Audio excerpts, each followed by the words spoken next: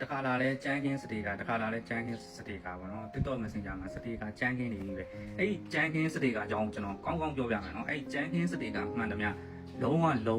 ရေရှည်မခံမကောင်းပါဘူးပေါ့နော်ကျွန်တော်တို့ရန်ကုန် customer တွေဆိုရင်ဒါကိုပို့ပြီးတည်ရပေါ့နော်ကျွန်တော်တို့ရန်ကုန် customer တွေကမြန်မာပြည်မှာအရန်ရစ်တဲ့အချိန်မှာပါတယ်ပေါ့နော်ကိုကုံကားတဲ့ငွေမောက်ကိုတန်တန်ကြီးအရန်လိုချင်တယ်ပေါ့နော်ရန်ကုန် customer နဲ့အလုပ်လုပ်ဘူးရင်မြန်မာပြည်တစ်ပြည်လုံး customer နဲ့အလုပ်လုပ်ဘူးကနေအတူတူပါပဲပေါ့နော်ရန်ကုန် customer တွေကအရန်ရစ်တာပေါ့ဒါကကျွန်တော်တို့ရန်ကုန်လည်းရန်ကုန်မှာငွေရပဲရန်ကုန်က customer တွေရဲ့ထုံးစံပေါ့နော်ပတ်စံကုန်ပြီးပါရင်ကုန်ကဂျုံနဲ့တဲ့အရေးတွေဒါမှမဟုတ်ပုံမြင်တာကိုပို့ပြီးခံစားချင်ကြတာပေါ့နော်အဲဒီကြမ်းကင်းစတေကာရဲ့တဘောက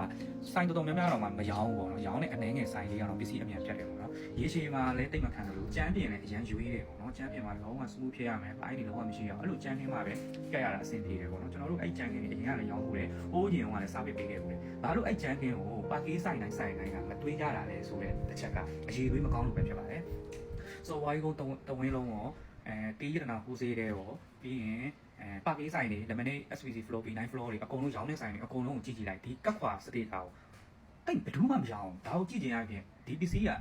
တကယ်သုံးရတာမြေပြင်မှာတကယ်အင်ရှင်တွေဘာမှအကျိုးကျေးဇူးမရှိဘူးပေါ့နော် online ပေါ်မှာခွာပြီးကပ်ပြတဲ့ customer တွေရှိတယ်ရောင်းနေတဲ့လူတွေရှိတယ်ပေါ့နော်အဲ့ဒါတွေကြည့်ပြီးတော့ရန်ကုန်က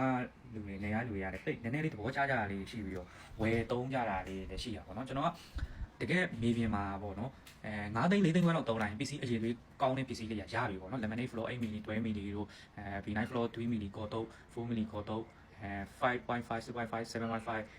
SBC B9 floor ပေါ့နော်အဲ့လို floor တွေပဲသုံးတော့မှာပေါ့နော်